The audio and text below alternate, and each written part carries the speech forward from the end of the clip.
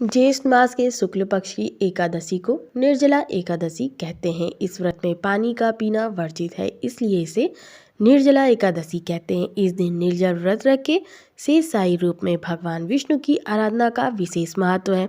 शास्त्रों में इस व्रत का काफ़ी महत्व बताया गया है। ऐसा माना जाता है कि इस एक व्रत को करने से आपको सभी 24 एकादशियों के व्रत का पुण्य प्राप्त होता है। यह व्रत भगवान विष्णु को सबसे अधिक प्रिय है।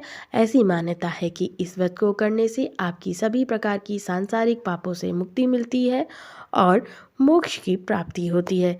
तो आइए जानते हैं साल 2023 में निर्जला एकादशी व्रत कब है, एकादशी तिथि का प्रारंभ और उसकी समाप्ति तथा पारण का समय और पूजा विधि तथा उसकी कथा के बारे में। साल 2023 में निर्जला एकादशी 31 मई 2023 दिन बुधवार को है।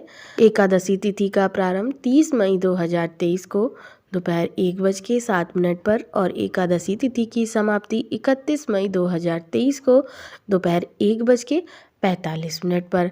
पारण का समय 1 जून 2023 को सुबह 5:24 से सुबह 8:10 तक।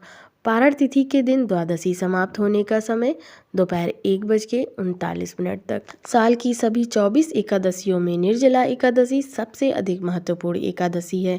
बिना पानी के व्रत को निर्जल व्रत कहते हैं और निर्जला एकादशी का उपवास किसी भी प्रकार के भोजन और पानी के बिना किया जाता है। उपवास के कठोर नियमों के कारण सभी एकादशी व्रतों में निर्जला एकादशी व्रत सबसे कठिन है। निर्जला एकादशी व्रत को करते समय श्रद्धालु लोग भोजन ही नहीं बल्कि पानी भी ग्रहण नहीं करते। जो श्रद्धालु साल की सभी 24 एकादशियों का उपवास करने में सक्षम नहीं है, उन्हें केवल निर्जल एकादशी उपवास करना चाहिए, क्योंकि निर्जला एकादशी उपवास करने से दूसरे सभी एकादशियों का लाभ प्राप्त होता है। पुराणों के अनुसार दशमी तिथि को शाम को सूर्यास्त के बाद भोजन नहीं करना चाहिए और रात्रि में भगवान का ध्यान करते हुए सोए। एकादशी व्रत रखने वाले को अपने मन को शांत एवं स्थिर रखे, किसी प्रकार की द्वेष भावना क्रोध मन में ना लाएं।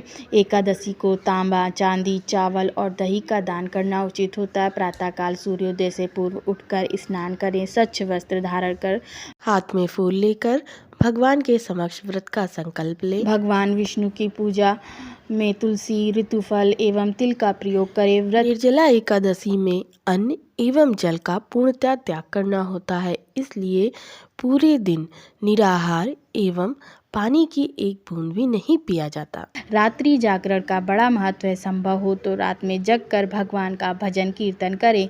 एकादशी के दिन विष्णु सहस्त्र नाम का पाठ करने से भगवान विष्णु की विशेष कृपा प्राप्त होती है। अगले दिन द्वादशी तिथि को ब्राह्मण को भोजन कराने के बाद स्वयं भोजन करें। निर्जला एकादशी की कथा। एक बार पांडव पुत्र भीमसेन ने पितामह श्री वेद व्यास जी से पूछा, हे पितामह, माता कुंती, द्रौपदी, युधिष्ठिर, अर्जुन, नकुल और सहदेव सभी एकादशी का व्रत करते हैं।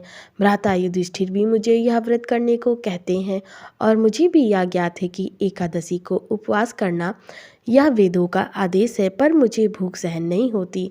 मैं सभी नियमानुसार केशव की उपासना, पूजा करना, मेरे क्षमता अनुसार दान धर्म करना, ये सभी करूँगा, पर उपवास नहीं कर सकता। कृपया करके उपवास के बिना एकादशी व्रत कैसे करना चाहिए, इस विषय में आप मुझे बताएं।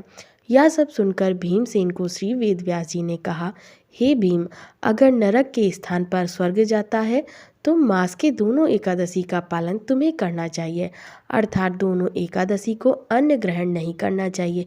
भीमसेन ने कहा, वर्ष में आने वाली 24 एकादशियों का उपवास करना मेरे लिए असंभव है। रात दिन की बात क्या, मैं तो क्षण भर के लिए भी भूखा नहीं रह सकता। भूख नाम का उदराग्नि मेरे उदर में नित्य प्रज्वलित रहती है। उसे शांत करने के लिए मुझे बहुत कुछ खाना पड़ता है। बहुत हुआ तो वर्ष में एक दिन मैं उपवास कर सकता हूँ। इसलिए आप मुझे योग्य ऐसे एक व्रत के बारे में बताइए जिससे मेरा जीवन मंगलमय बन जाए। श्री वेदव्यास जी ने कहा, हे राजन, अभी मैंने तुम्हें सभी वैदिक विधियां बताई, परंतु कलयुग में कोई भी उसका पालन नहीं करेगा। इसलिए बहुत ही ऊंचा और सर्वहितकारक श्रेष्ठ व्रत मैं तुम्हें बताता हूँ। यह व्रत सभी शास्त्रों का, पुराणों का सार है। जो कोई भी शुक्ल और कृष्ण पक्ष में आने वाली एकादशी का पालन करता है, उसे नरक नहीं जाना पड़ता। वेदव्यास जी के कथन पर बलशाली भीमसेन भय से कांपते हुए पूछे, हे पितामह, अब मैं क्या करूं? मास के 2 दिन का उपवास करने में पूर्ण असमर्थ हूँ।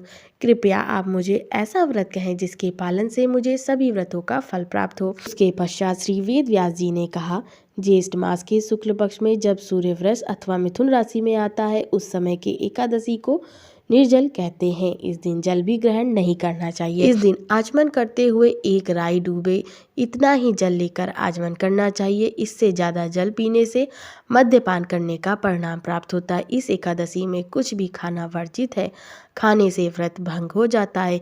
एकादशी के सूर्योदय से द्वादशी के सूर्योदय तक पानी भी वर्जित है। इस प्रकार व्रत का पालन करने से वर्ष की सभी 24 एकादशियों का फल प्राप्त होता है। द्वादशी की सुबह ब्राह्मणों को जल और स्वर्ण दान करके व्रत करने वाले को आनंद से ब्राह्मण के साथ ही भोजन ग्रहण करना चाहिए। हे भीमसेन, इस एकादशी व्रत से प्राप्त होने वाले पुण्य के बारे में सुनो। केवल इस एकादशी के पालन से ही वर्ष की सभी 24 एकादशी के व्रत का पालन करने का पुण्य प्राप्त होता है। शंख, चक्र, गदा और पद्म धारण करने वाले भगवान विष्णु ने मुझे बताया था कि जो कोई भी अन्य धर्मों का त्याग करके मेरी शरण आता है और निर्जल एकादशी का पालन करता है, वह मुझे बहुत प्रिय है और वह निश्चय ही सभी पापों से मुक्ति पाता है। स्मार्त विधि नियमों का पालन करने से कोई भी कलयुग में उच्च ध्येय नहीं प्राप्त कर सकता, क्योंकि कलयुग के अनेक देशों से वे सभी विधि नियम भी प्रदूषित होंगे। हे वायुपुत्र, किसी भी एकादशी में अन्न खाना त्याज्य है, साथ ही निर्जल एकादशी में पानी पीना भी वर्जित है। इस व्रत के पालन से सभी तीर्थ स्थान के यात्रा का फल मिलता है और मृत्यु के समय भयानक यमदूतों के स्थान पर विष्णुदूत उस व्यक्ति को वैकुंठ ले जाते हैं। इस एकादशी का पालन करके जो कोई भी गौदान करता है, वह सभी पाप कर्मों से मुक्त हो जाता है। जब अन्य पांडु पुत्रों ने इस एकादशी के बारे में सुना तो इस व्रत का पालन करने का निश्चय किया। उसी समय से भीमसेन ने भी इस व्रत का पालन करना आरंभ किया। इसलिए इस एकादशी को भीमसेनी एकादशी अथवा पांडव एकादशी भी कहते हैं। भगवान श्री कृष्ण ने घोषणा की, जो कोई भी इस दिन पुण्य कर्म करता है, तीर्थ स्थान में स्नान करता है, वैदिक मंत्रों का पठन करता है और यज्ञ करता है, वह सब अक्षय पुण्य को प्राप्त करता है। इस व्रत की महिमा जो कोई भी श्रवण करेगा, उसे अमावस के साथ आने वाली प्रतिपदा के दिन पितरों को दिया हुआ तर्पण का फल प्राप्त होता है, साथ ही उसे वैकुंठ की प्राप्ति होती है। बोलो